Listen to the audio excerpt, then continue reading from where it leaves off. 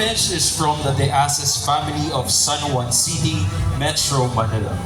Nuestra Señora de Porteria is a title of the Blessed Virgin Mary honored in the Philippines, especially in Daraga, Alban, where she is the patroness of the historic Daraga Church.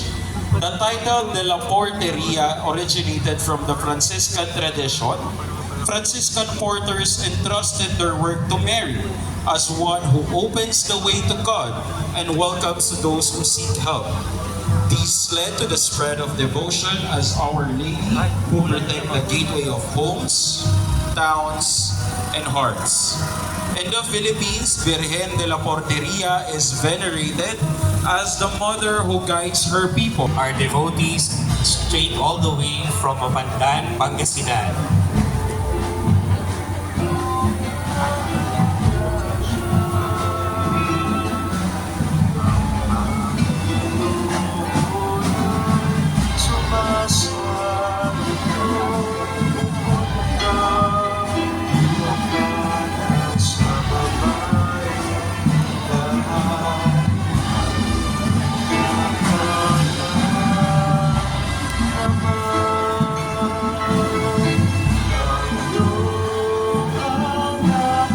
Nuestra Señora de Montserrat.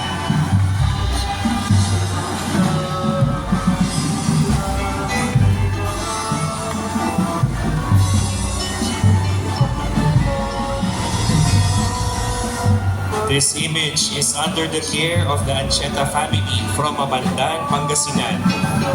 Our Lady of Montserrat, also known as La Moreneta, is a Black Madonna statue of the Virgin Mary and the Child venerated at the Santa Maria de Montserrat Monastery in Catalonia, Spain. Legend states that the image was found by shepherds in a cave on the mountain in 880 AD.